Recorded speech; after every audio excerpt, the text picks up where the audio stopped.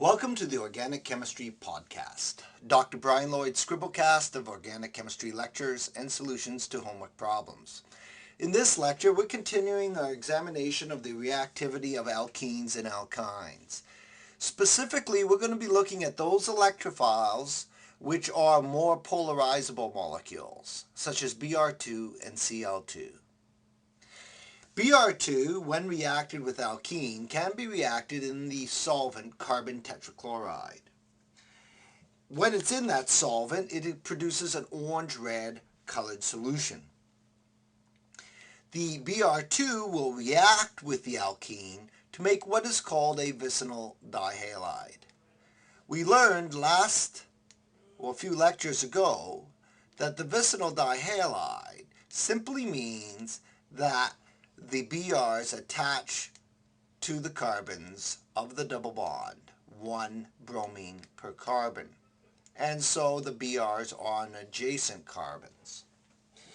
What's interesting is the orange-red solution goes colorless because the product, dibromoalkane, is a colorless molecule. Because it's colorless,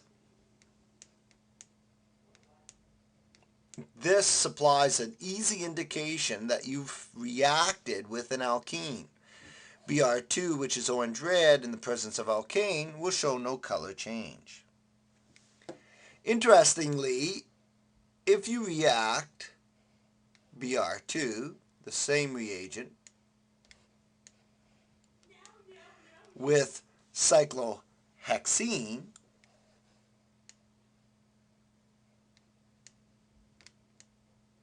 you only get a trans addition product.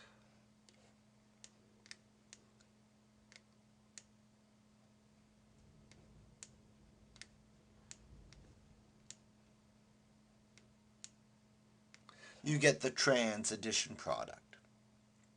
This addition works only for Cl2 and Br2. So if you try to do this reaction, say with F2, you get a very exothermic reaction. It's explosive.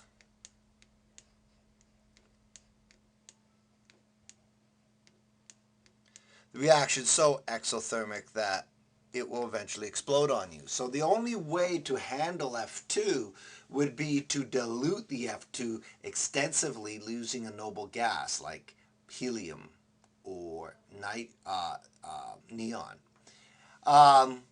If you use F2 and dilute it sufficiently, you may be able to control the reaction, but it is a dangerous reaction, so F2 is typically not used. I2 is an interesting reaction in the fact that it actually adds to the double bond, but the problem is the 1,2-iodo-diiodo complex, the vicinal diiodides,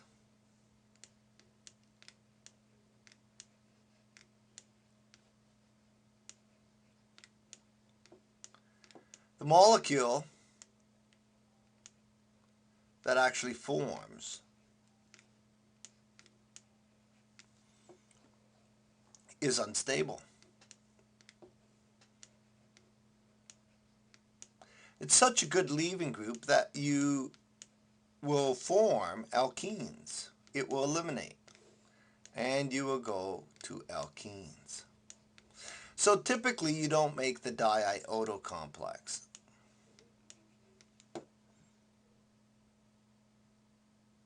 Now, this polarizability, like all alkene reactions, is dependent upon the double bond and the delta minus in the pi cloud. The more delta minus, the more reactive. So the more substituted with electron donors, the better the reactivity. So if we have, for example, well, let's start here. If I compare CH2 ethene.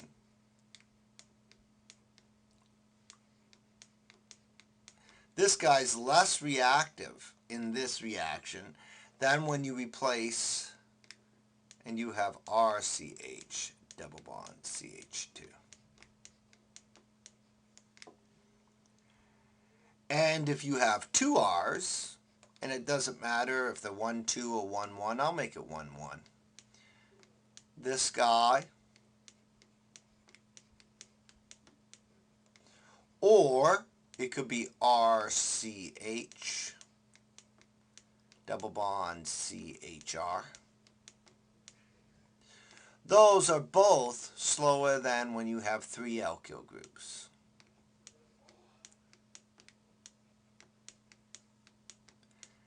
And lastly, the fastest is the fully substituted double bond. Now remember, this substitution must be with electron donating groups. So R represents alkyls, methyls, ethyls.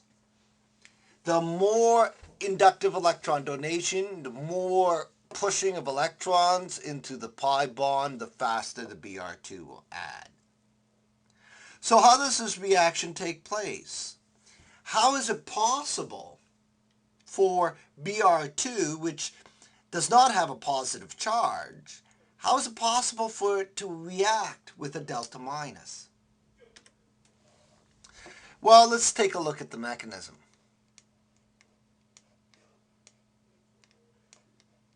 And consider what happens as a Br2 molecule approaches a pi cloud. So here's a Br2 with its lone pairs. And I'm going to have this Br2 approach the pi bond. As the approach takes place, bromine's polarizable, it's fairly large, and the delta minus in the pi cloud will repel the electrons in the bromine. So electrons will move away from this bromine and you start getting a delta plus. And they'll move towards this bromine and you'll get a delta minus. So this is similar to what we've seen in van der Waals forces when we looked at induced dipoles. The pi cloud induces a dipole in the bromine, repelling the electrons to the far bromine. This causes the delta plus to begin to interact. What happens is the pi electrons are attracted to the bromine and one lone pair dumps to the other carbon. So you start getting an interaction. This interaction starts to produce a transition state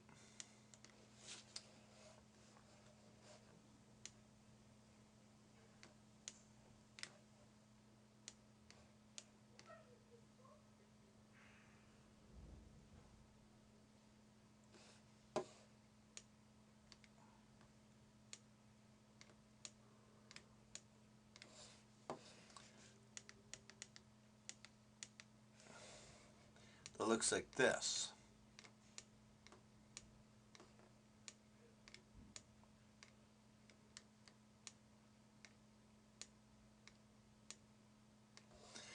And so red is bond forming.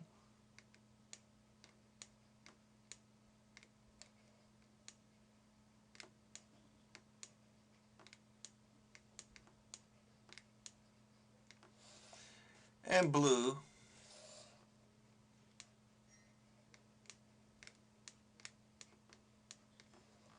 is bond breaking.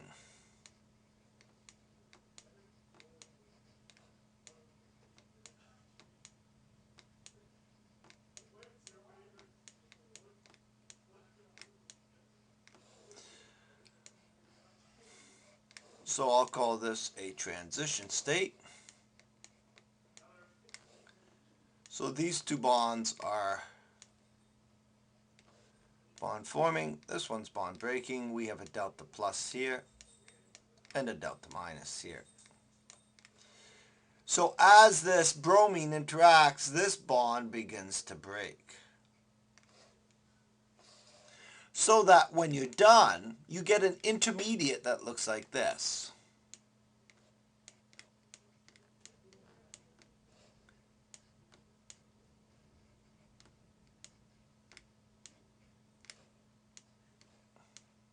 Now, bromine has 7 valence electrons. If you count up the electrons, 2, 4, 5, 6, you'll see that bromine has a positive charge here. This is called a bromonium ion. It is cyclic, and the bromine bridges the 2 carbons, bromonium ion. If you did this reaction with Cl2 and got chlorine, it would be called a chloronium ion. With this, you have your Br- that is formed. 4 lone pairs around the bromine, and it's negatively charged. So you get the bromonium ion plus the bromide anion. This intermediate is very short-lived. Now it turns out both bromine and chlorine, because it bridges, blocks attack from the same side. The nucleophile bromide will attack the carbon of the bromonium ion that would form the more stable carbocation. We'll look more closely at that in a moment. And so the Br- attacks the side opposite. After the intermediate forms, the bromine will attack the carbon on the other side. The 2 electrons of the bridging will go out on the bromine, and you end up producing this type of molecule. This opposite side attack occurs because the bromine is fairly large, or the chlorine is large enough also to block attack from the same side. It's easier to do a backside attack, much like we expect in the SN2. And that's what gives you the trans product. Now sometimes the trans addition won't be visible. Sometimes the groups are just sigma bonded, and there's a single sigma bond, there's no ring, there's no hindered rotation, so it's free to rotate. And so once it's added trans, that can rotate. But if you're in a ring structure, you actually will see the trans addition. Or if you have a specific stereoisomer, you will notice a stereospecific reaction that gives you one product. And we'll look more closely at that in a moment. Now, I did make the comment that the bromide anion attacks the carbon that would have given the most stable carbocation. Let's look a little more closely at that. Suppose I have this alkene.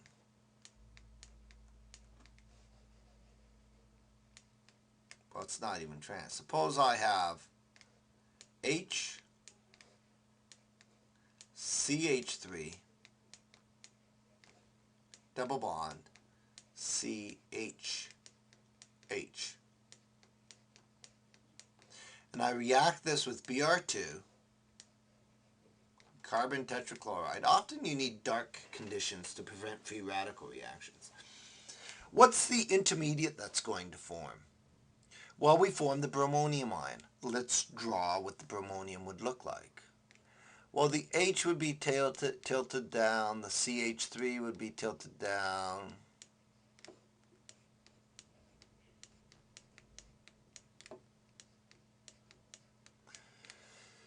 And we got bromonium ion. And we might draw it like this. 2 lone pairs and a plus.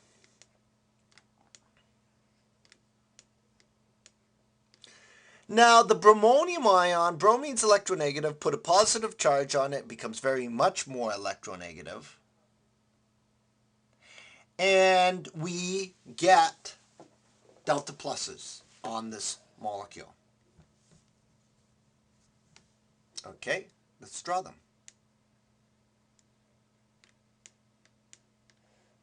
And on this carbon, right here, we get an even larger delta plus. Why would we get a larger delta plus? Well, remember our Oxonium ion and acid attack of an epoxide? Remember this structure?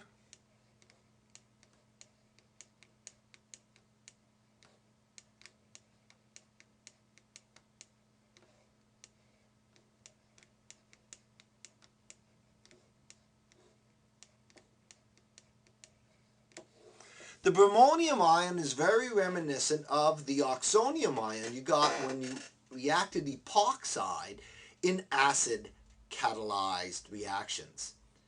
And if you don't recall this, you should just go back quickly to the SCRIBBLECAST that dealt with this, epoxides, and take a quick look at this section. Oxygen was made more electronegative because of protonation. This produces a small delta plus here, but a much larger delta plus here. And the larger delta plus was supported by the inductive electron donation of the CH3s. Well, the same thing happens in the bromonium ion. The larger inductive electron donation caused by the carbon will sustain a larger positive. Now, what I didn't explain in the epoxide section was that the bridge, although I've drawn it perfectly, isn't symmetrical. The oxygen's actually a bit closer to the CH2. This really is what accounts for the larger delta plus. This bond is longer. And the same thing happens in the bromonium ion. If I was to exaggerate my bromonium ion, I guess I might draw it more asymmetrical. So you actually have a very close bond here, and this bond is much longer. This asymmetry that you get in these three-membered rings contributes to the larger delta plus forming. In other words, the bromine binds closer to the carbon, which has the least number of hydrogens. That's very reminiscent of Markovnikov. Markovnikov orientation says the electrophile adds to the carbon with the most hydrogens. Well, in this case, the carbon more hydrogens is this. But because we get a bridging group, you don't usually say it's just attached to a CH2. The backside attack is what gives you the trans addition. So you get a very similar SN2 type attack on the nucleophile. But when we form this, we don't call it SN2 because the first step is the addition of the electrophile. In the epoxide, you already had the oxygen on. In the epoxide, you started with this guy and not alkene. Okay, well, there are similarities between the oxonium ion and the epoxide and the bromonium ion. So I do encourage you to go back and look at the oxonium ion or acid catalyzed reaction of epoxides. This reaction, though, is not called SN2 because we're starting with an alkene. It's electrophilic addition. But once you have the bromonium ion on, the attack is very reminiscent of SN2, except in fact it's identical. So when we're Br minus now, remember when you form the bromonium, you get Br minus. When Br minus attacks this side opposite to give you trans addition, it's going to attack the larger delta plus. It's going to be attracted to the more sterically hindered carbon for the same reason that we saw in the oxonium ion of epoxide. And so the Br minus attacks here, and you end up with the group inverting at that. So the CH3 will be up. This Br is down. And you end up getting trans addition. Now you might say, well, how do you know that's happening? How do you know that the negatively charged nucleophile that is attacking in the second step is actually going for the more hindered carbon? I mean, really, you're getting two bromines adding here. Well, we don't have to use Br2. We certainly could use a molecule like ICl. We can use an asymmetric dihalogen. ICl will produce an iodide, but it won't be a diiodide, so it'll be stable. An ICl, because it's asymmetric, is big, polarizable, but the molecule has a dipole. It's not like Br2 where the electronegativity is identical by the two groups. Who's more electronegative, chlorine or iodine? Well, if we use ICl here, we know that chlorine's more electronegative. So we know the chlorine's delta minus, the iodine's delta plus. So which end of the molecule is going to be attracted to the pi electrons of the bond? Well, that's the I plus. The I plus will end up, the delta plus and I will end up forming this type of group. And then we'll have Cl minus left over. What's the name of that type of bridging three-membered ring structure? Well, it's an iodine. It has an iodine as a positive charge. Therefore, it is called an iodonium ion. An iodonium ion. So we have this bridging iodonium ion that gets attacked by chloride. Now, indeed, if you do the reaction, your product now will show the chlorine attached to the carbon that has the most substituted groups. And that's all you get. You do not form the other possibility. If the chloride attacks the other side, you could have gotten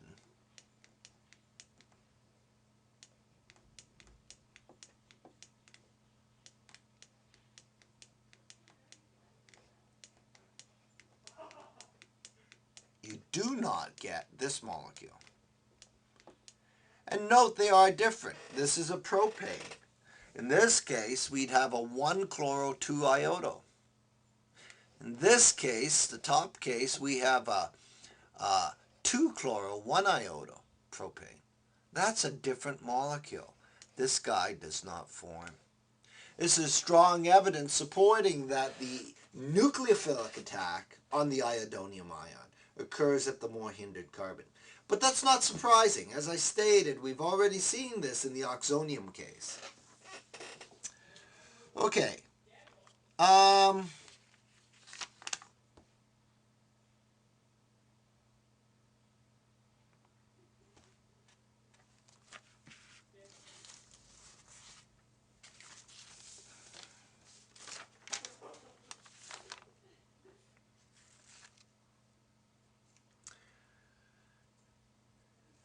Another piece of evidence that you can get anti-attack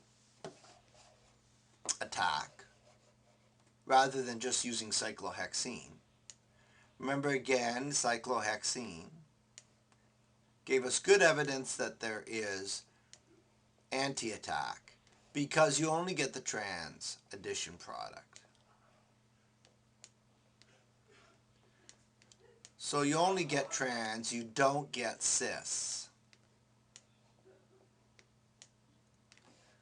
So since you only get trans, you could also use a molecule like cis-2-butene. And compare that to what you'd get in the case of trans-2-butene. So if we do the reaction with cis-2-butene and compare our products to what forms with trans when we react with Br2, we'll see some interesting results that further support that the addition must be anti. Okay, so let's use Br2. Now, bromine can add above or below the plane. I'm going to assume one attack. And I'm going to form one of these bromonium ions. Well, actually, let's just draw the bromonium ion up here that you'd get. Let's consider the bromine forming up. We get a very symmetrical bromine here, and so we get the, if you like, if it was cis, the two H's are on the same side here.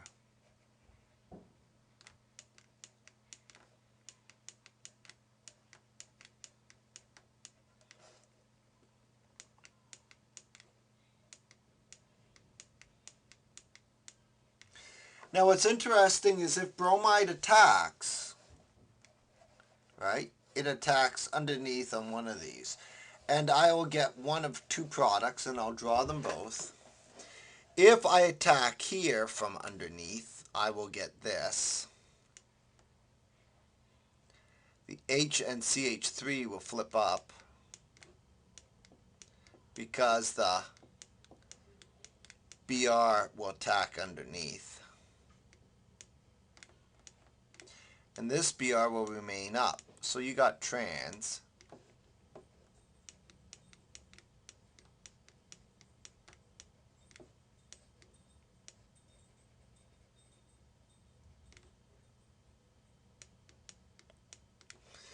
Now if I rotated this, okay, if I rotated this, I'm going to just rotate this end this way. And you can make a model color. You'll see the H would swing up to where that methyl is. So I'm going to keep this end the same.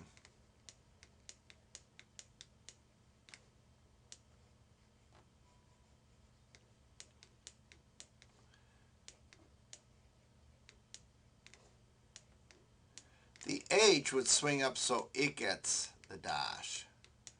The methyl would be the wedge now, would swing out.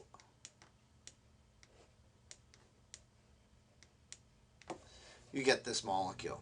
Now if you go through and you do the RS nomenclature of the two chiral centers, bromine's highest priority, this carbon has a bromine. Okay, so these two molecules are the same, just different orientations. Bromine's 1, this carbon's 2, the methyl's 3. 1, 2, 3, but the H is not going back, so although it looks like S, if you project the H to the rear, this carbon will turn out to be R. Again, bromine's 1, carbon's 2, methyl's 3, this is S, this is going to be RR. So if we attacked, let's use a red arrow, or let's use the blue arrow. The blue arrow, if we attack that carbon, the blue arrow gives you this molecule.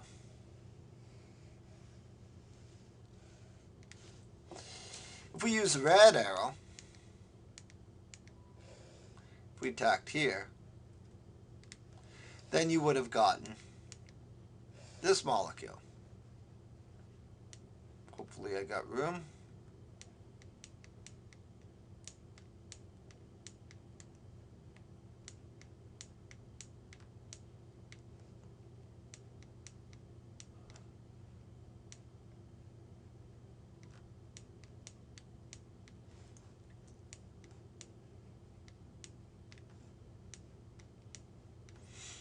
And if we attack underneath, the H would be up. The methyl would be here. Br would be on this side. So you could draw different orientations. If you prioritize this one, this bromine's 1, that carbon with the bromine's 2, the methyl's 3, 1, 2, 3. This guy would be S. And likewise, if you do this one, 1, 2, 3. This guy will be S, if you project the low priority group to the rear. So if you attack the red site, you get the SS. So if the nucleophile attacked here at the red position, you get the SS. If the nucleophile attacked at the blue arrow, you'd get the RR molecule. But what's interesting is attack on cis-2-butene, if it's opposite where this bromine is, then, and that's a positively charged bromonium ion, If you get trans attack, you'll either get RR or SS, and only those two. Well, you can guess what would happen if we did trans attack when starting with trans 2-butene. The product would be RS or SR. And in fact, in that case, that's a mesoform, so they're identical. So at the end of the day, trans and cis-2-butenes give different products because the addition of Br2 is stereospecific. A specific diastereomer is giving you a specific pair of enantiomers. Well, at least it's stereoselective. And the point is that the only way you can rationalize why cis-2-butene will give you RR or SS is if the attack is anti.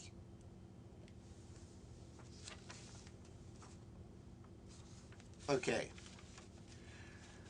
Some other important aspects about this is that we need to prevent free radical reaction from occurring. See, when you take any alkene,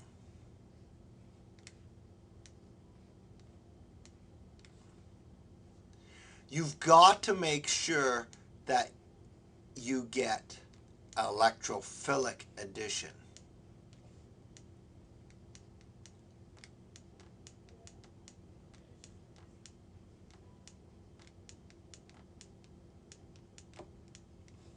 That's the mechanism we're describing right now.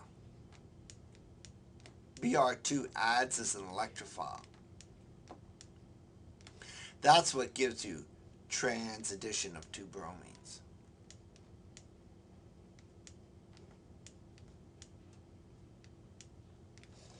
You see, if you get radicals,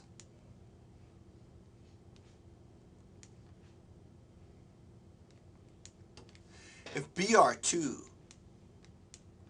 falls apart to Br dot in an initiation reaction, and Br dot attacks the alkene, well, Br dot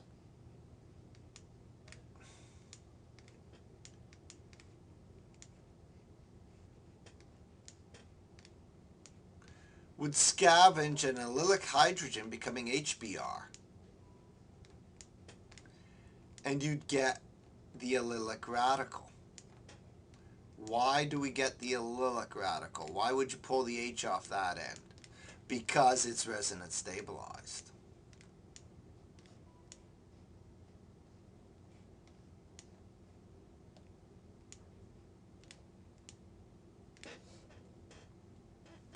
Allylic radical, Br dot, pull the H off, you get that. Now, the allylic radical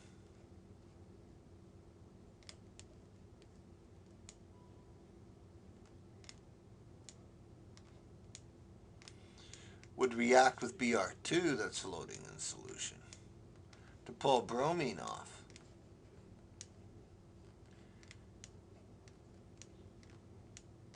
And you get the Br. And so if you go plus Br2 by free radical,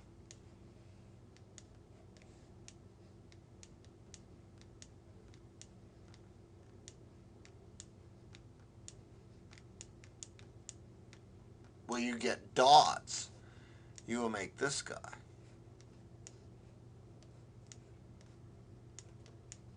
The allylic bromide.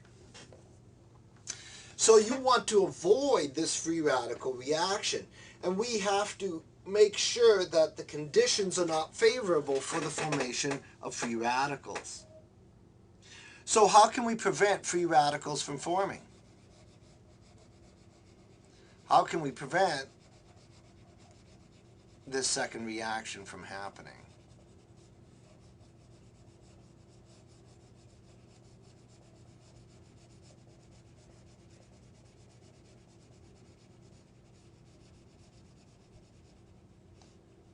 Well, in order to prevent free radicals,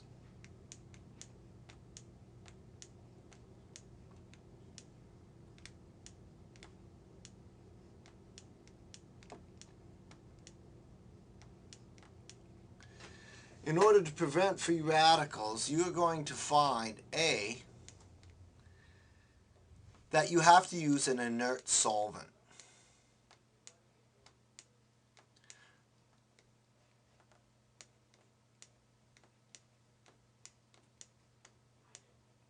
By inert, I mean a solvent that does not react with Br to promote radical formation. Also, you use lower temperatures. Keep the temperature low. As you apply heat, Br2 tends to form radicals faster. It's better to do it in the dark because light will also help radicals form. And sometimes a large excessive alkene will help. Why?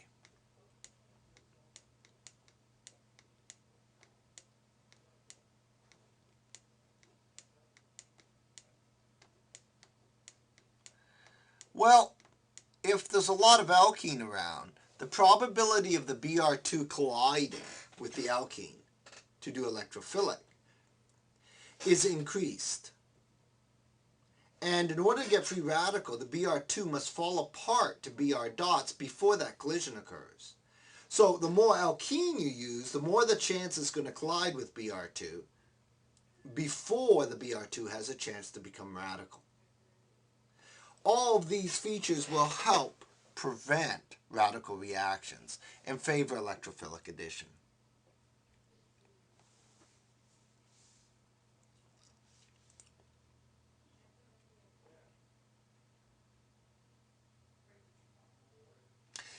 The last thing to note in this reaction is we can modify it.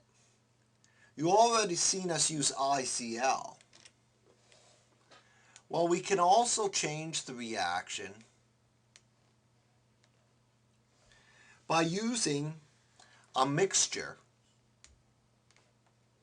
of the alkyl halide,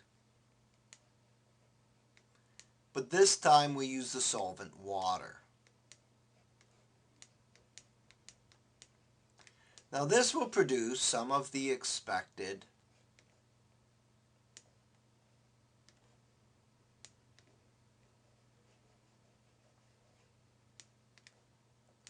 transition product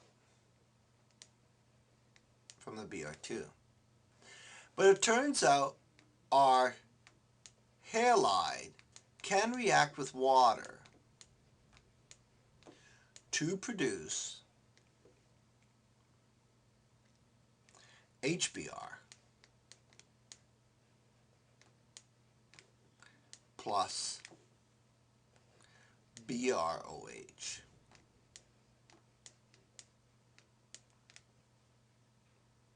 Okay? This BrOH is referred to as hypobromous acid. And so you can have hypochlorous acid, hypoiodous acid, and of course hydrobromic acid. Now HBr can add to the alkene, so that's certainly a possibility. And if HBr adds to an alkene, I would get Markovnikov addition. I just get a bromocyclohexane because the H would add at the other end. So if there is an equilibrium between water and Br2 and these two, I'm going to get the Br2, I'm going to get the HBr adding, but I also can get hypobromous acid adding. Now here's the interesting thing. Who is more electronegative, oxygen or bromine? Well, oxygen is delta minus, delta plus. Bromine will add as a Br plus to give you a bromonium ion, and then the hydroxide nucleophile will attack, the more hindered. And you will get the third possible product, transition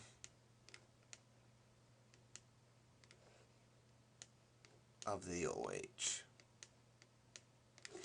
Now, Br2 in water is also orange in color, and these products are also clear and colorless. So another nice test for alkene is watching the orange color of this solution change to a clear colorless solution when the alkene is provided. So you need to understand what happens if you take Br2 in the presence of water. You get a mixture of products. It's very similar to what Br2 does in carbon tetrachloride.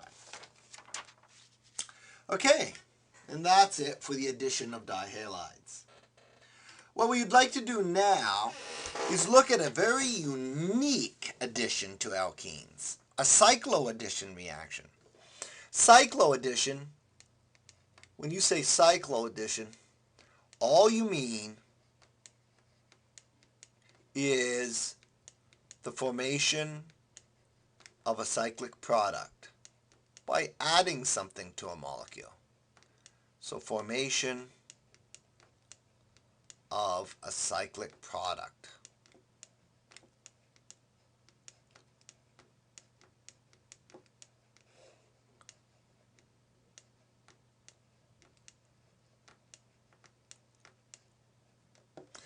And what we're looking at here, and what we're going to examine, is a very reactive molecule called a carbene.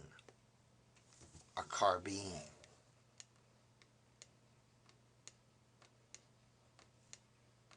What on earth is a carbene?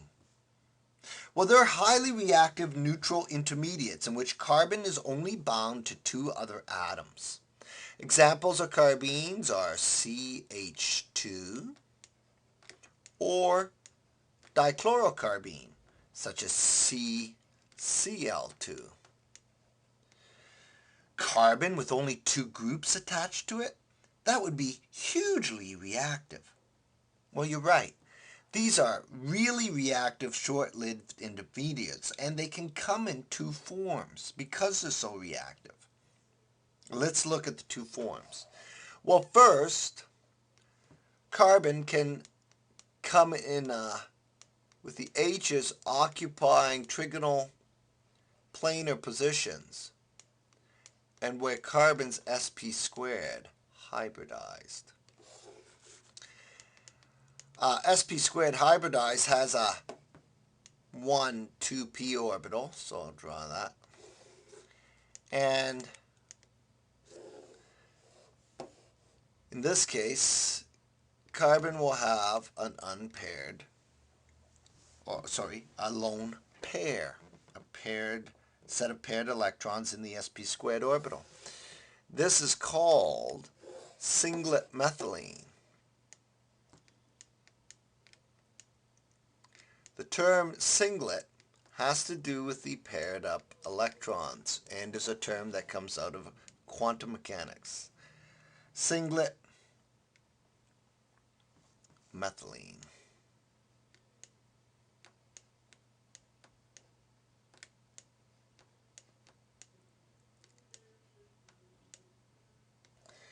Okay, now singlet methylene is sp squared hybridized.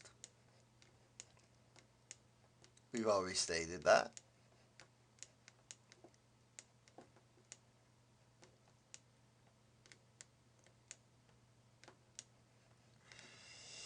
It has 3 pairs of electrons in sp squared orbitals.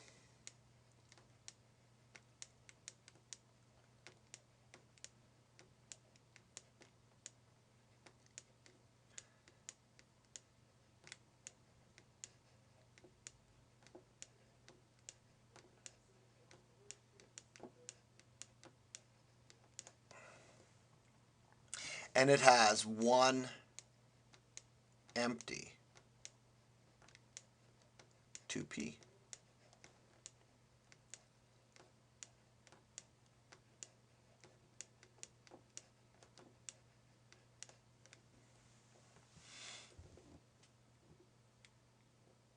Now, you can imagine this type of intermediate would be extremely reactive. Indeed, you're not going to go to a bottle and find free carbene, this free methylene. So obviously it's being formed as part of some falling apart of a molecule that will generate this species, and it will really react. And let's think about its reactivity, because, you know, as a reagent, this guy's interesting. I mean, so far you've seen in the SN1, SN2, we've had nucleophiles. Nucleophiles have lone pairs or negative charges. They can donate electrons towards a delta plus. We've seen in alkenes electrophilic addition, molecules that have empty orbitals or are positively charged. Which would carbene be? A nucleophile or an electrophile? Whoa, in this shape, the carbene has the empty 2p orbital to accept electrons and a lone pair to donate electrons. Carbene could act both as nucleophile or electrophile. He desperately wants electrons and desperately would like to donate its lone pair. Wow. But this molecule is so reactive that it can actually form in another state. It can form in an sp hybridized state.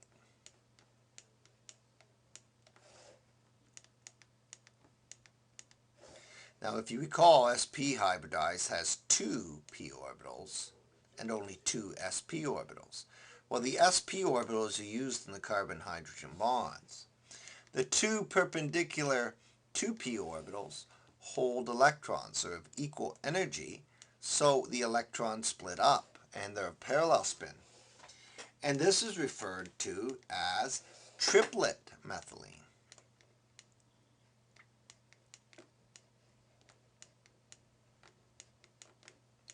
My carbene is in what's called a triplet state.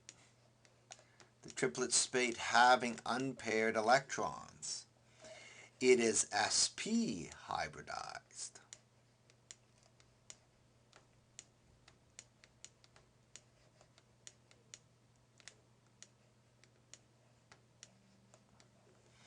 Since it's sp hybridized, the bonding electrons, okay, the bonding electrons are in the sp orbital.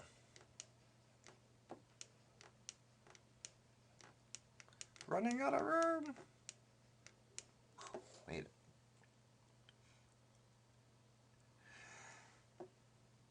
It's 2 electrons, 2 free electrons, are placed such that 1 electron each, unpaired,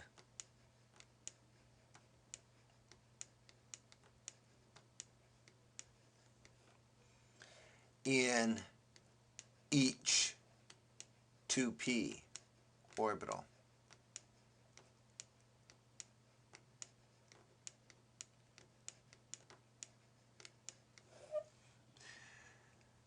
And they're, of course, identical in spin.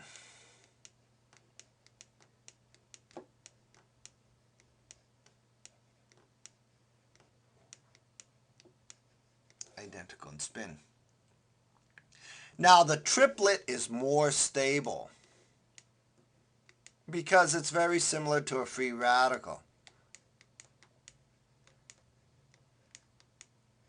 The singlet methylene is more reactive. But just because it's more reactive and less stable doesn't mean you can't form it. Let's take a look at how triplet methylene can be formed. In order to do this, we will first begin by drawing the Lewis structures of 2 reactive molecules. The first molecule is CH2N2, called diazomethane.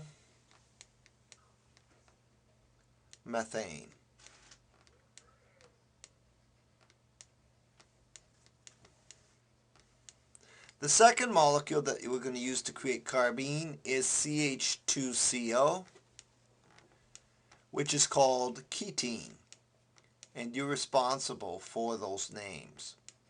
Let's generate the Lewis structures. Total number of valence electrons, carbon has 4, hydrogen is 1 each, so that's 4 plus 2, that's 6. Nitrogen's 5 times 2 is 10 plus 6, 16 electrons. So this is 16 electrons. How about ketene? Carbon is 4, there's 2 carbons, so that's 8. Hydrogen, 1 each, that's 2, that's 10. Oxygen, 6, also 16 electrons. Okay, there are several resonance structures, several acceptable structures, but in CH2N2 we do not have two nitrogens bound to each other. The linkage pattern is C attached to N and another N attached to the N. Carbon has 4. I'm going to have an H with 1, another H with 1. Nitrogen has 1, 2, 3, 4, 5. Nitrogen has 1, 2, 3, 4, 5. So let's start setting these up. Hydrogens have 2. They're happy. 2, 4, 6, 8. Carbon's happy. 2, 4, 6, 8. 2, 4, 6. He wants one more. There's 7. 2, 4, 6, 8. He's happy. This nitrogen has 2, 4, 6. So these two will just dump in a dative bond. And I get this Lewis structure as an acceptable Lewis structure for my molecule. If I do formal charge, carbon has 4 minus 1, 2, 3, 4. 4 minus 4 is 0. Nitrogen has 5 valence electrons. 1, 2, 3, 4 from the bonds. 5 minus 4 is plus 1. This nitrogen's positive. Nitrogen is 5 minus 2, 4, 5, 6. 5 minus 6 minus 1 for this nitrogen. And here is our molecule.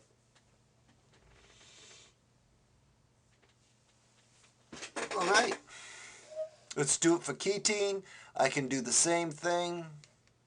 1 electron for hydrogen, 1 electron for hydrogen, carbon, 1, 2, 3, 4, carbon, 1, 2, 3, 4, oxygen has 1, 2, 3, 4, 5, 6. Join up my electrons. Never finish off a Lewis structure like this. Always draw the bonds as bonds. Always draw the structure again. Check that it makes sense. Make sure you've got the right number of total number of valence electrons.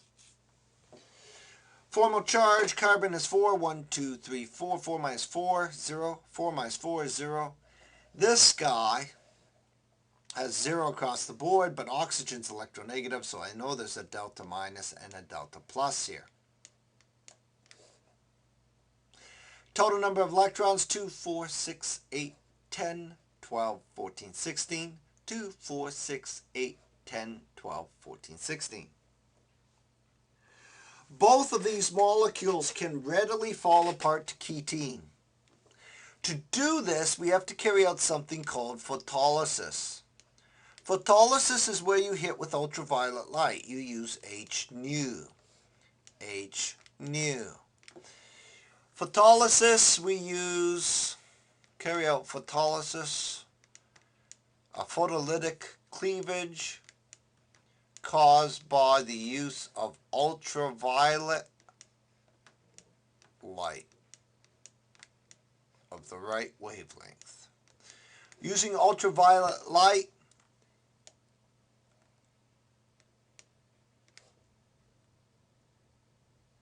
what can happen, very readily as a matter of fact, and the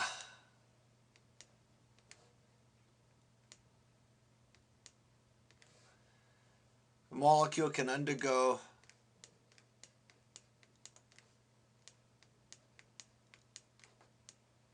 formation of carbene. There's a lone pair, but why? Well, if I move the electrons this way in this molecule, I'll get this guy. And this is N2 gas. N2 gas has an NN triple bond. It's extremely stable. As the NN triple bond forms and the N2 gas leaves, you get a huge energy release. So this molecule is readily able to kick out N2 gas. N2 gas, extremely stable. And when it does, it forms Singlet Methylene. It forms a carbene. Now the carbene does not hang around. It will polymerize. You'll make polymethylene. It will do whatever it can to react. So it will react with other methylenes. So when you do this reaction and radiate with ultraviolet light, you make sure you have your reagent you want the carbene to react with present in solution, because it's extremely reactive. In the case of ketene, same type of thing happens. This creates a pi bond. This creates a lone pair on carbon. This creates a lone pair on the other carbon. And you get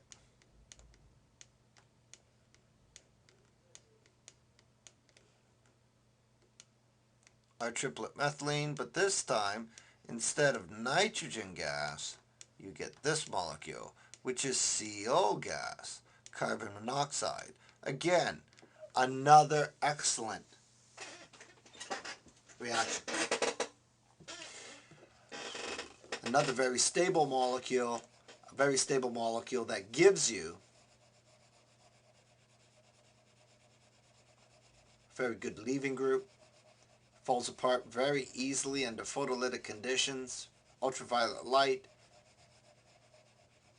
gives it the energy it needs, and the molecule falls apart. Again, the methylene that forms is extremely reactive. It will not sit around. And so when you use ketene or diazomethane, you make sure that you have the reagent you want to react. Now, this falling apart can be a little easier to understand if you draw the resonance structures. Okay. One of the resonance structures I could readily make is where I dump these electrons in towards positive charge and move 2 electrons out to a lone pair.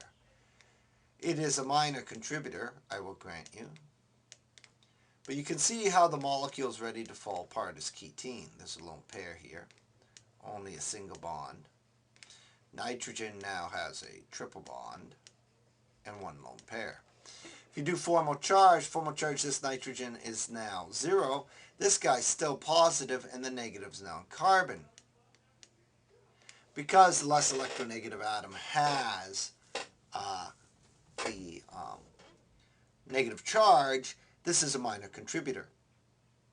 All atoms have 8 electrons. So you could have come up with this as the loose structure. The point is, all that happens, all the ultraviolet light has to do is get these 2 electrons to move to the N+, create N2 gas, kick out, and you've got your lone pair methylene.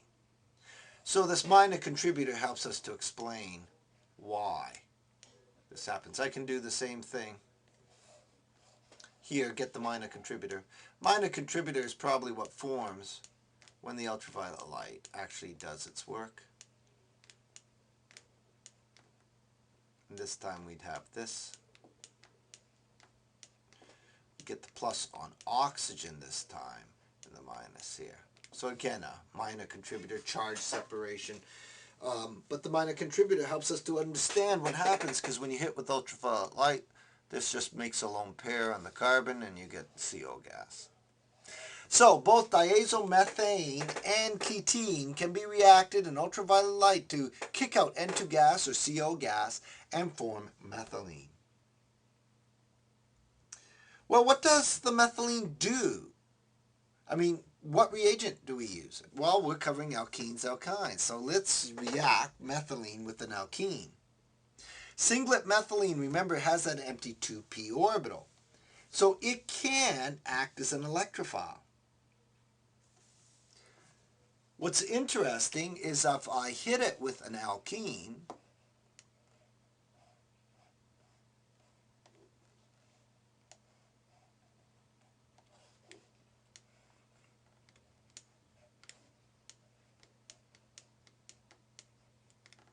actually, let's just draw it down here below it. If I have, let's draw the singlet.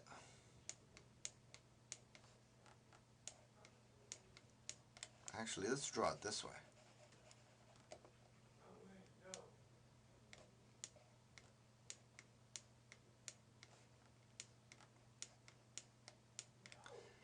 lone pair here and the empty 2p orbital.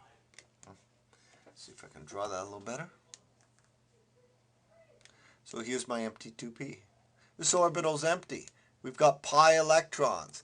It's electrophilic. It's desperate. These pi electrons can go for that 2p. Then that puts a positive on this. And so simultaneously, the lone pair can dump its electrons towards the positive charge.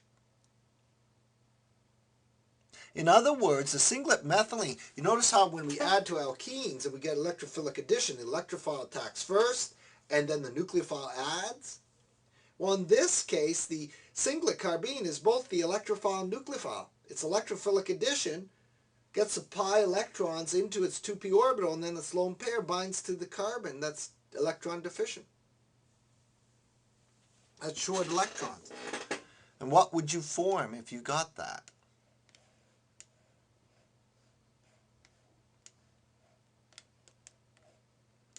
Exactly. You'd form a cyclopropane. Well, there you have it. Up to now, we've never stated where cyclopropanes come from. How do you make something with such a very strained ring? I mean, we've always gone on about how much ring strain there is in cyclopropane, but we've never mentioned how you would make it. Well, here is a nice example of how you can prepare cyclopropanes. You can prepare cyclopropanes by the reaction of alkenes with methylene. Because you get a cyclic product, a new ring forming, it's called a cycloaddition reaction.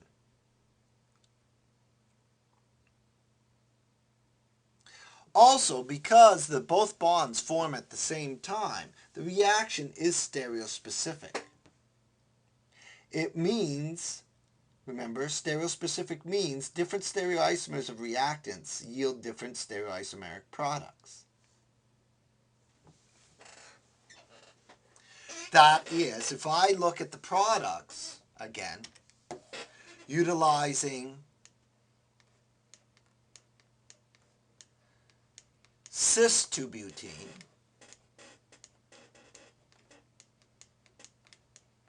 versus trans-2-butene,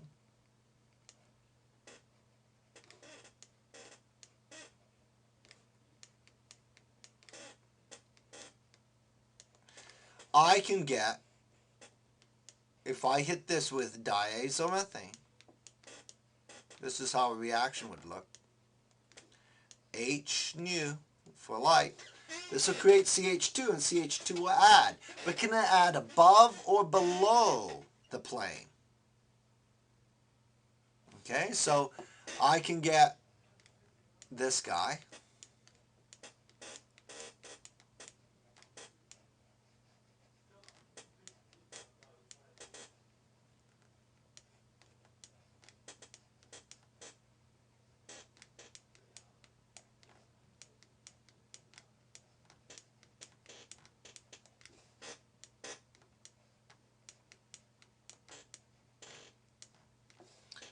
Or I could get this guy.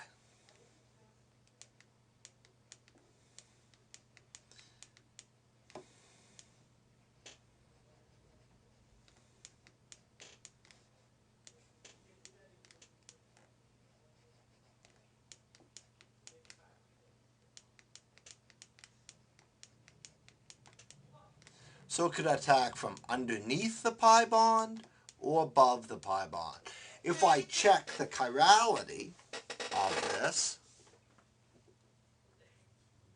molecule, carbon, methyl, we have this carbon has a carbon, this carbon has a carbon. He has an H, he has another carbon. So this one's 1, he has 2, this one is 3. 1, 2, 3. This guy's R if you project the H to the rear. If you do it over here, 1, 2, 3, this one's S. And so if I do the opposite, this guy's S, that's R, you get a pair of enantiomers. Wait a second. If I make models of these, and I suggest you do, you'll find out these two enantiomers are superimposable. Why would these two enantiomers be superimposable? They're a mesoform. They're a mesoform. Wow. Well, what if we do the same reaction, but this time we do it with trans 2-butene.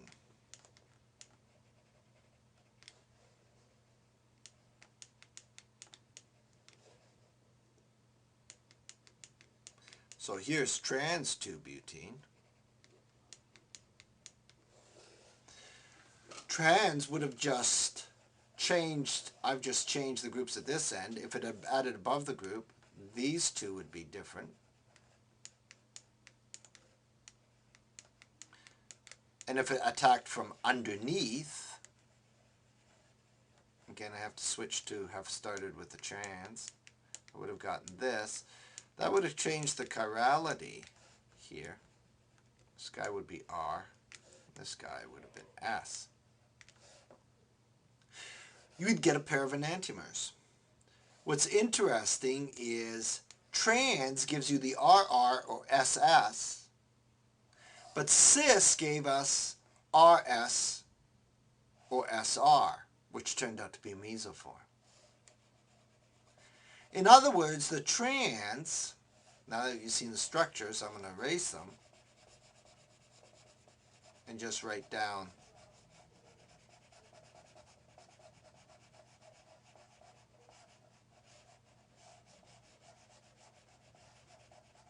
trans would have given you RS plus SR. In this case, it's a mesoform.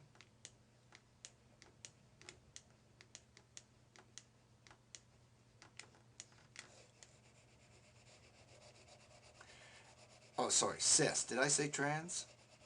Cis 2-butene will give you, when reacted with diazomethane and light, will give you RS or SR, which are a mesoform. Do the same reaction now on trans, and you'll get RR if it attacks from above, or if it attacks from underneath, you get SS, which are a pair of enantiomers.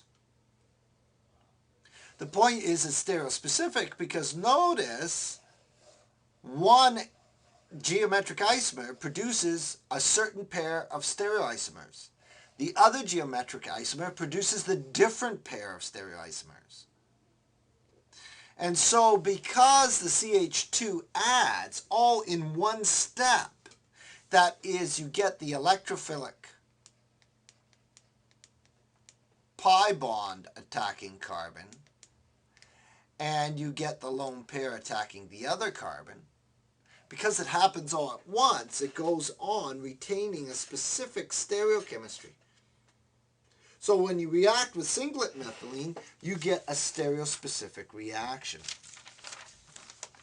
Triplet methylene would be different because triplet methylene reacts by a radical reaction. Why? Well, suppose I had some triplet methylene around and I was trying to react with cis. So here is my cis.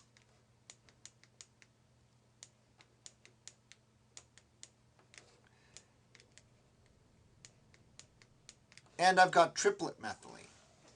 Remember what triplet methylene looked like? Make some room for it. Triplet methylene had both H's in sp hybridized orbitals. And then what did it have? It had two 2p orbitals, each with an electron of parallel spin. I'm going to just put a dot and a dot. Suppose this guy reacted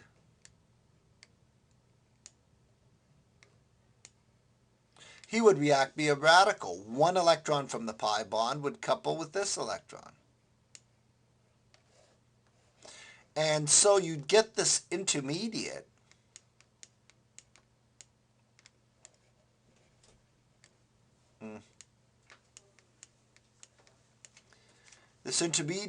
that would bind to the triplet carbon. It would still have its two H's. We'll put them up here. But it would have only bound with one of the orbitals because it's going through a radical reaction. It would still have a dot in a 2p orbital. And that would leave this guy, who now would have a dot in a 2p orbital, that would not have coupled yet. If triplet methylene reacts, because it adds to one carbon at a time, it's free to rotate here before these two link up. And if it rotates there, you lose your stereospecificity. The reaction's no longer stereospecific. And so if this group can rotate, this CH3 can switch with that H. Those two positions can switch. And it can no longer hold to one geometric isomer, giving a specific set of stereoisomers. So because triplet methylene goes through a radical reaction that's stepwise, where one end adds and then the other end adds after there's been rotation, it's no longer stereospecific. So one might ask the question, how on earth do you make triplet methylene? It's a bit tricky, but usually what you have to do to make triplet methylene is prepare singlet methylene and in a helium atmosphere, and only expose the alkene after the singlet methylene has had time to convert to the more stable triplet methylene form. Okay, well that's the methylene, CH2. How can you make dichlorocarbene? You notice I did mention earlier CCl2, dichlorocarbene. How is that molecule made?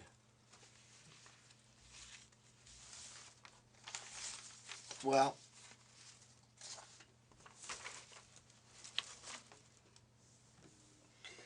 we can take a very powerful base that is a bad nucleophile, such as potassium butoxide,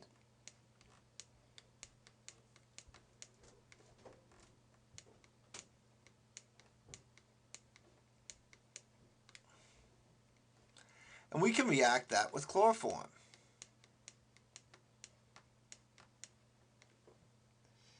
If you do that reaction, take tert butoxide. Butoxide's a powerful base. You can make tert butyl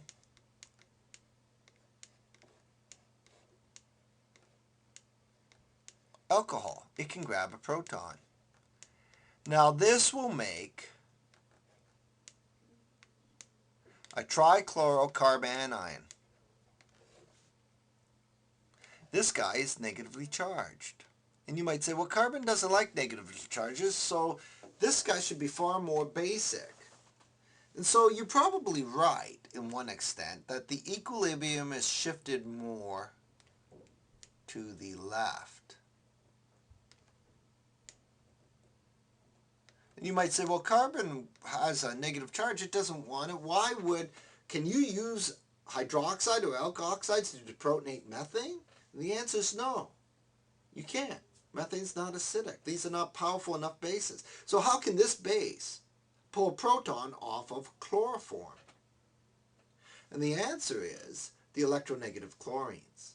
You have 3 electronegative chlorines on carbon, and they help stabilize the negative charge. If it wasn't chloroform, you couldn't do this.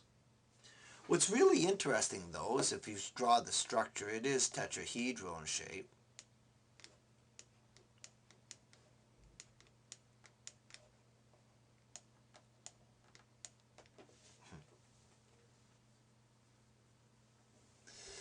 Chlorine is also known to be a good leaving group. And the chlorine can leave the trichlorocarbene as Cl minus. And if you do that, you will get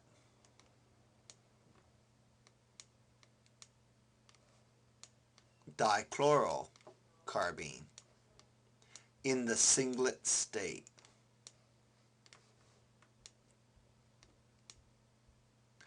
Dichlorocarbene in the singlet state. So, tricky, but if you ever see these reagents over an arrow, don't get confused. If you see CH3 3 times, CO minus, CH3, COH, and well, actually, you'd probably just use chloroform as a solvent in this case, sorry. CHCl3.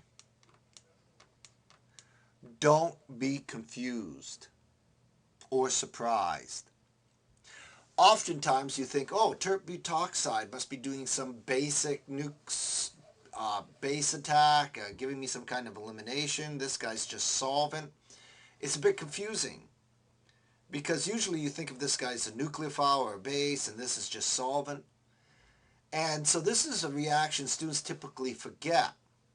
And so you really have to memorize this to remember the above reaction, that the base can pull the H off and the reagent is actually dichlorocarbene, and you would get this guy. Carbon, carbon, and off of that carbon are a couple Cl's. And you got a cyclopropane ring. Okay? So that's how you make dichlorocarbene. You can very readily change this. Let's try a problem that might show us. What would be the product of the following reaction? Might be worth doing. Suppose I gave you, and here's a good one, something with major minor. That would be really good. Let's throw in something with major minor, see if we can figure it. Let's throw in a diene, this guy. And off of this double bond, we're going to have CH3s.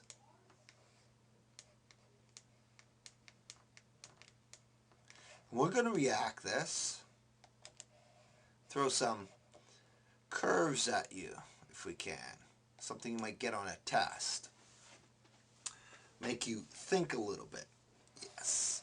Let's use CH3, and this time instead of just saying tert-butoxide, I might write it this way. I might put a potassium or a sodium in front of it. You know that has to be plus, minus. You know that. And let's not give you CHCl3. Let's give you CHBr3. Well, bromine's electronegative. It's the same thing. This is bromoform. CHBr3, in the molecule bromoform, if the tert-butoxide pulls the H off, you get CBr3 minus. Bromine's a good leaving group. We'll get dibromocarbene. Well, that's just like dichloro. You shouldn't be confused by that. And that adds to alkenes to make cyclopropanes. Wait a second, I got 2 alkenes. Well, the stoichiometry is 1, so we draw one at a time. So I certainly will get this.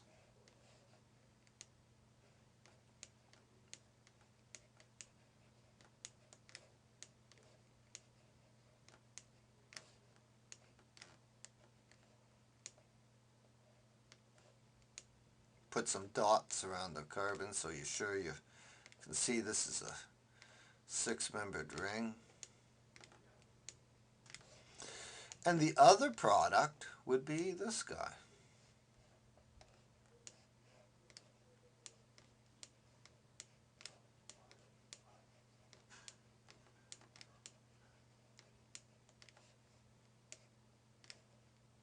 Again, dots around the ring. It's a 6-membered ring.